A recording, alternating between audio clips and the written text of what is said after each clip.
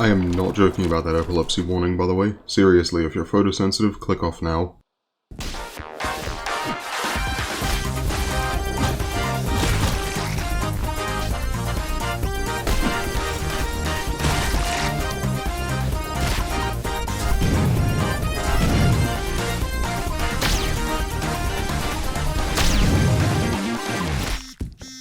Splatter released in December 2022, and it kinda flew under the radar for a lot of people. Definitely flew under mine, I'm only playing it like a year later. It's a hyperactive horde shooter set in a digital simulation of social media where you blast dudes into paste while terminally online people ramble in your ear. Before talking about the gameplay, I've got to talk about how this game looks because it's a little hard to ignore. The visuals feel like they were handcrafted with the express purpose of giving someone a migraine. The enemies look like television test pans and explode into technicolor blood, and your screen warps and smears constantly, and I don't even know what half the stuff on the HUD means. You've got an enemy radar, objective, level progress is pretty self-explanatory. I think dopamine is your score? And I have no idea what's up with the style meter. I do know for sure that serotonin is your health, which can be restored with cans you find around the levels, and estrogen and testosterone are your generic ammo types for the weapons you find. So for example, you could have testosterone launch missiles from your fist and estrogen fire lasers from your mind, just like real life. There's no ammo pickups, these bars just regenerate over time, but your unequipped weapon recharges faster, so you're encouraged to cycle through both your weapons instead of relying on just one. You might also notice that there's no guns, instead your character fires projectiles from various gestures like they're some kind of psychedelic sleight of hand magician, which is a fun gimmick and a nice way to contextualize the regenerating ammo.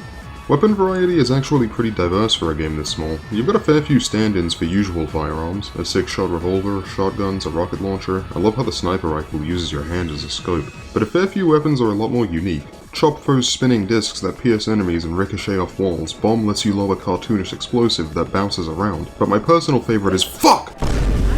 I didn't edit that sound in, that's actually in the game. It just stuns and damages everything in front of you, but it really helps in the more hectic levels. I loved using it and getting really close with a shotgun while the enemy is frozen.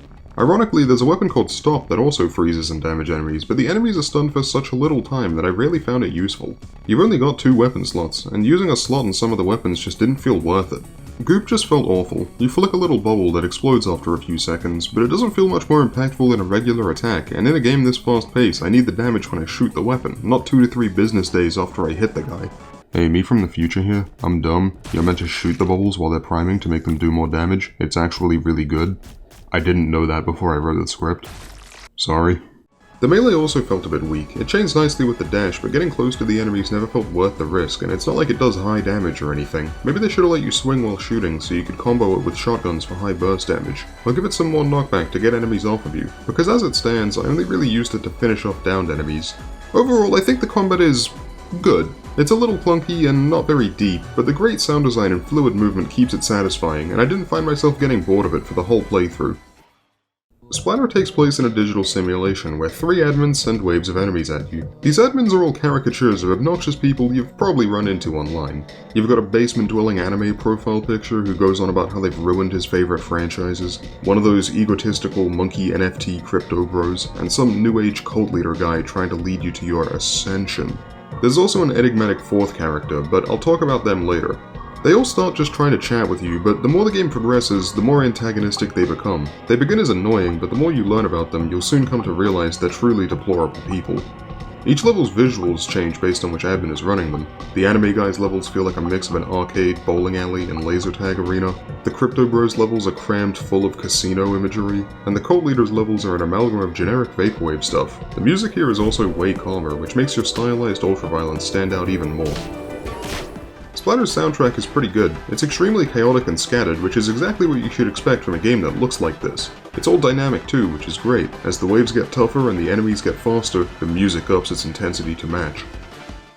The enemies are actually pretty cool. There's not a huge variety. You've got melee hordes that slowly hobble towards you, ranged enemies to harass you while you're preoccupied with the hordes, crawling enemies that force you to look down. It's nothing crazy. But what makes the enemies interesting is their ability to learn and adapt to your playstyle. The further you are in a level, they'll start moving erratically to avoid shots, lunging to try and catch your dodges, and they'll start wearing armor to protect against where you shoot the most. Shoot enough guys in the head, and they'll all start showing up with helmets. This seems like it would make me strategize about who and where I'm shooting, but it really just means I'm spraying bullets in the general direction of anything colorful.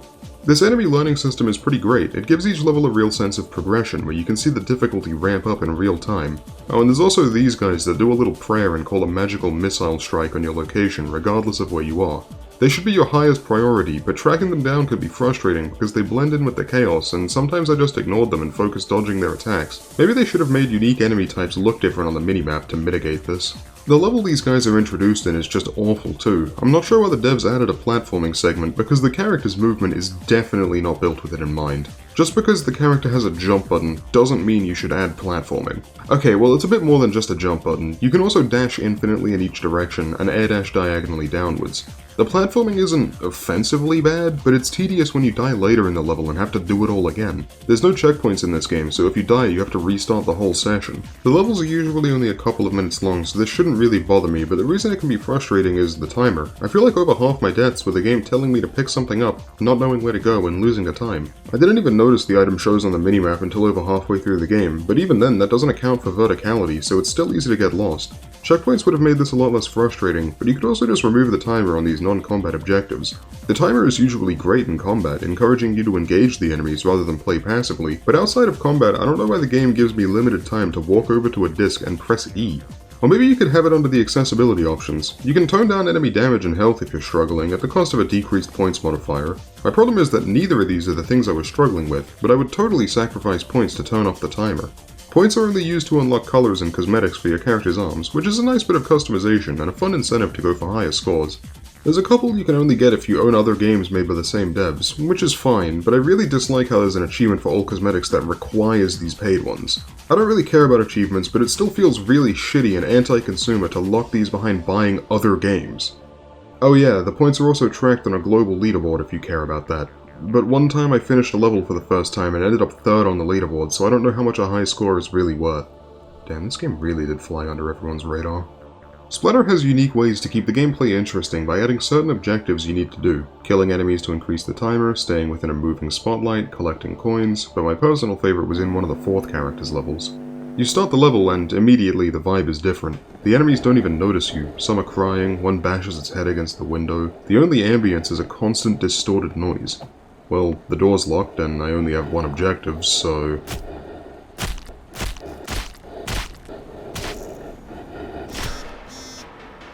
After that bizarre intro, the level plays like normal, but near the end you come to a room with a bunch of screens displaying a video of a woman tied to a chair.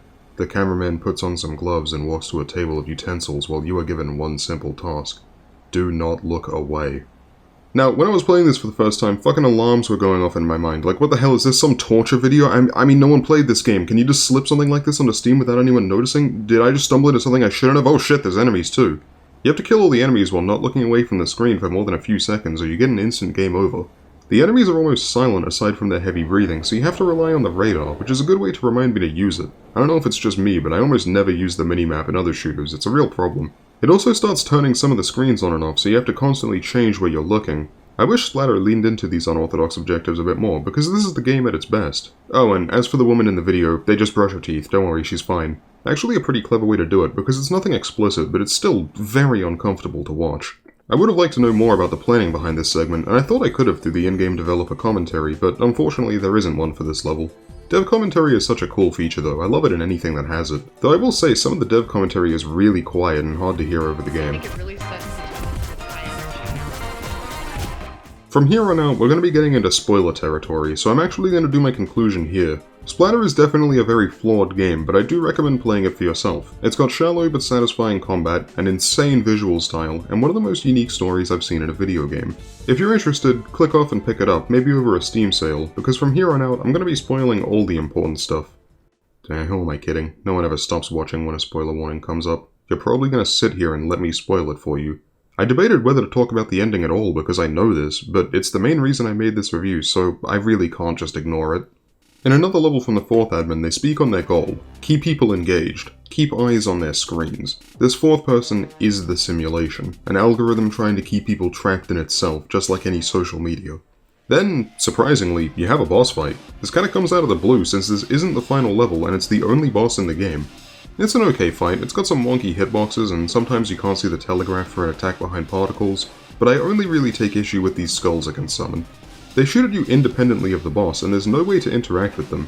Usually in games when a boss summons something, they stay until the player destroys them, but here they're just on a timer, and shooting them doesn't do anything.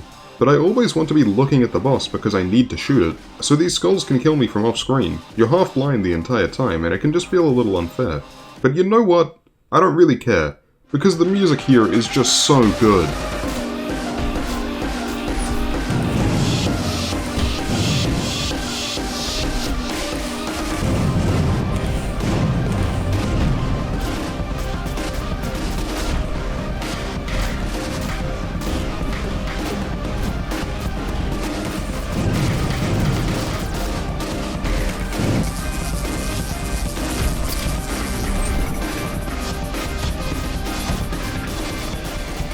Probably also worth noting, this is the only place in the game where I had performance issues. I've heard other people have them here too, but it was just a couple frame drops, nothing game breaking.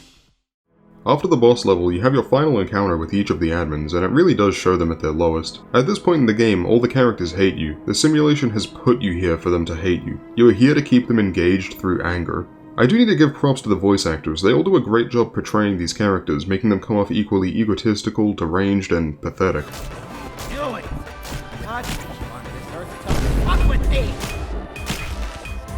Though, I'm fucking get you. You hear me? I'm gonna get you, motherfucker! The final level with the cult leader has him forgetting to end communication and having a breakdown over the mic, and I think I'm meant to be taking it seriously, but it really just sounds like an angry Xbox Live message. What the fuck was wrong with them? What the fuck was up with that?